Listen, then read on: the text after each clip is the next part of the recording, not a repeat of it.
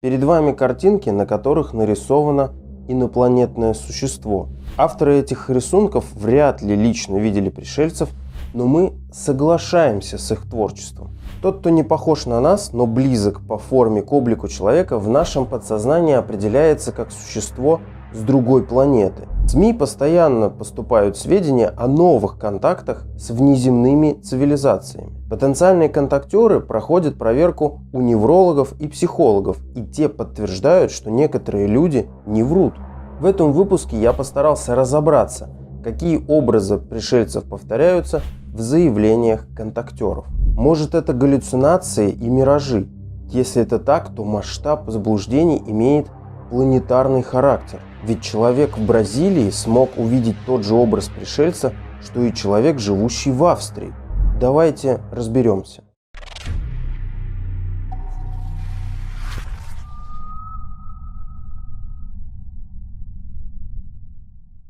Кто сказал, что инопланетная жизнь в случае ее существования должна быть похожа на земную? Облик, форма и способности существа определяются от среды обитания. Не факт, что на других планетах жизнь зародилась благодаря тем же элементам, что и на нашей планете. Инопланетянин – понятие неопределенное. Как его обозначить? Обратимся к контактерам. Поработаем со статистикой и результатами наблюдений. Использовать будем отфильтрованные врачами откровения людей, называющих себя контактерами, кто так или иначе вступал в контакт с пришельцами. Как показывает практика, большинство людей, объявляющих себя контактерами, являются шизофрениками. Поэтому давайте сначала выведем для себя идеального контактера. Думаю, многие согласятся, что высшие существа общаются не словами. Это сугубо социальный инструмент коммуникации, без которого даже животные вполне обходятся, что уж говорить здесь об инопланетном разуме. Вот и контактеру наши инопланетные товарищи подбрасывают картинки, звуки, иногда даже запахи. Допустим, с вами вышли на связь и во сне показали вам вот эту картинку. В отличие от ваших обычных снов, этот образ четко отложился у вас в голове. Вам нужно его описать. Тяжеловато, не правда ли? Чем образованнее контактер, тем лучше он может описать увиденное. Подобная гипотеза получила формальное признание в обществе врачей-психологов, кто участвует в беседах с потенциальными контактерами. Врач при беседе обращает внимание на 4 правила. Первое. Контактер говорит на понятном языке, используя имеющиеся у него знания. Второе. Наличие периодических пауз в рассказе, чтобы подобрать максимально подходящие слова для описания полученного сообщения от пришельцев. Например, описание словами картинки. Третье. Отсутствие великого «я». Контактер просто передает информацию, а не приказы напутствия какой-то личности. И, наконец, четвертое. Сила ощущений. Эмоциональность в словах, которую не нужно объяснять или доказывать. После такой беседы используют полиграф для психофизических исследований, чтобы оценить уже достоверность сообщаемой информации от контактера. Могу сказать сразу, что контактеров, прошедших эти 2 этапа, достаточно. Выборка огромна. И по образам пришельцев удалось получить удивительные результаты. Чтобы вы понимали порядок цифр, еще в 90-х годах только на территории Советского Союза в год объявлялось около 150 контактеров. В остальных странах числа могли быть на порядок больше. По данным академика Ажажи, которые он сообщил на конференции в Днепропетровске в 1997 году, из 108 обследуемых контактеров у 47 установлена шизофрения. 61 контактер был вполне нормален, и с ними дальше работали по 2-му этапу отбора. Отбрасывая единичные случаи описаний облика инопланетного создания конкретной формы, получается некая классификация. По схожим описаниям тысячи человек наблюдали одних и тех же существ. Это невероятные данные. Перед вами приведены получившиеся группы по тем формам разумных существ, которую описывали контактеры. Этим группам даны названия от Международного общества уфологов и некоторых сообществ психологов, кто время от времени участвует в беседах с потенциальными контактерами. Самый часто встречающийся облик инопланетянина – это серый гуманоид.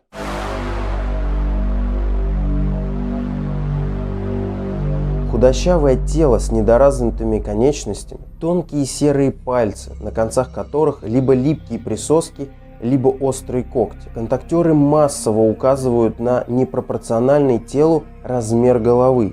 Волос нет, нос слегка выпуклый, глаза большие, без ресниц, и лишь у меньшинства контактеров в описании указаны зрачки. Ну и, конечно, определяющий данную форму серый цвет кожи. Однако в группе серых гуманоидов есть и разделение по росту. Часть контактеров заявляла, что они гораздо выше людей.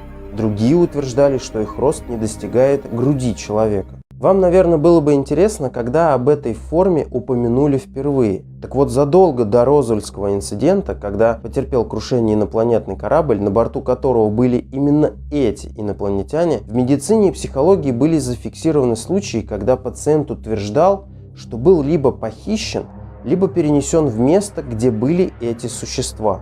Первое упоминание приходится аж на 1910 год. Стоит также упомянуть, что в выборке контактеров большинство описаний этой группы пришельцев приходится на США. Создается впечатление, что именно эту страну выбрали для своих исследований эти инопланетяне.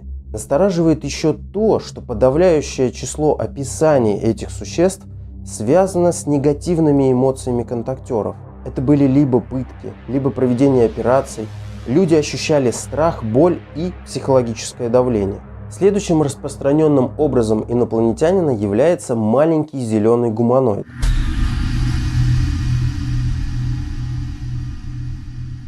Строение тела такое же, как у первой группы, но по тем же описаниям глаза у зеленых гуманоидов значительно меньше. Есть еще одно отличие от первой группы. Конечности у зеленых гораздо длиннее.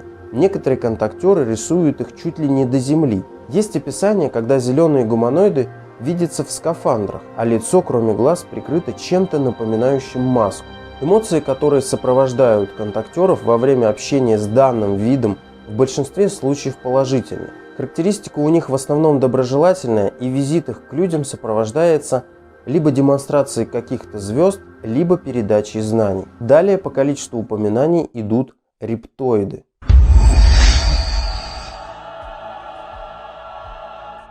Люди, кто их наблюдал, утверждают о чешуе и наличии хвоста у данной группы пришельцев. В некоторых заявлениях контактеров существо было скорее похоже на змею с очень маленькими конечностями. Первое упоминание о них было в 70-х годах прошлого века. И уже в 90-х годах британский футболист Дэвид Айк раскрутил гипотезу о том, что все беды именно из-за этой расы пришельцев, и находятся они среди нас. Появление этих инопланетян в снах, видениях или других формах у контактеров, так же как и у серых, сопряжено с травмирующими ощущениями.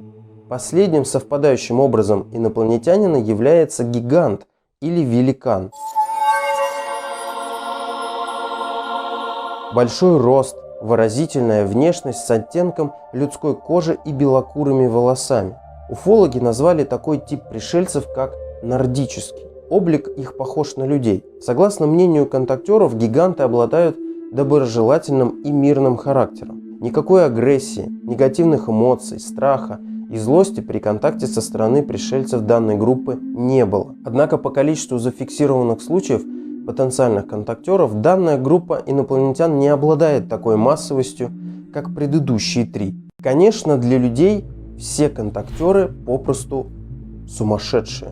Но непредвзятые исследования говорят за то, что это удобное для официальной науки утверждение о сумасшествии контактеров не работает. Оно становится неубедительным. Ученые и врачи, кому хочется найти правду своими инициативными действиями, доказали, что есть две стороны медали. Первая – это наличие массового психоза или помешательства людей глобального масштаба. С разных стран, с разных материков люди сообщают об одних и тех же существах, вступающих с ними в контакт. Вторая сторона медали – большое количество людей, не подпадающих под классификацию шизофрении и прошедших проверку на полиграфах. В данном выпуске я не планировал рассказывать истории контактеров, но и там есть о чем тоже подумать. Исчезновение людей, которые появлялись из ниоткуда, ничего не помнящие, что было до исчезновения, но уверенных в своем путешествии к звездам, или впадение в кому и резкое пробуждение,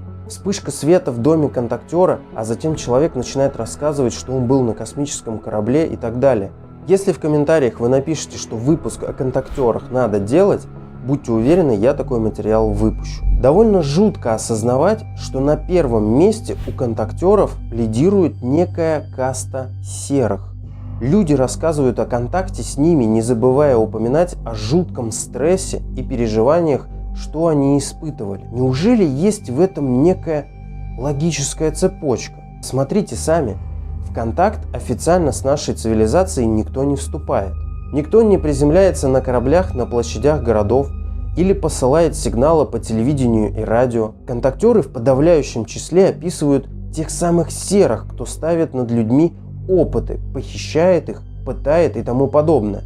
Получается, чем тише и незаметнее ты получаешь выгоду и результаты, то тем эффективнее и дольше ты можешь это продолжать делать. Выгодополучателями, получается, являются те самые серые.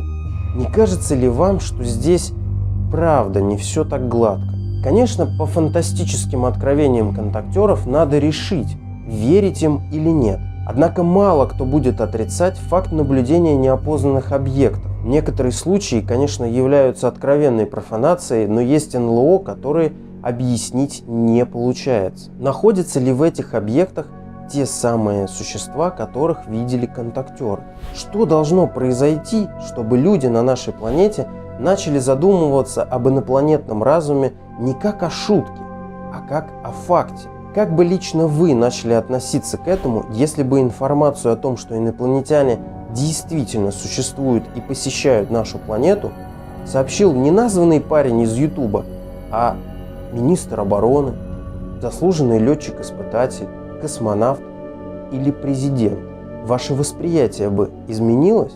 Действительно ли для многих важен вопрос авторитета и статуса информатора? Я уже освещал в своих выпусках признание уважаемых людей по теме неопознанных объектов. Для многих этот материал стал шоковым. Стал ли подобным для вас материал о внешности инопланетных созданий? Верите ли вы контактерам или, может быть, сами как-то выходите с инопланетянами на связь?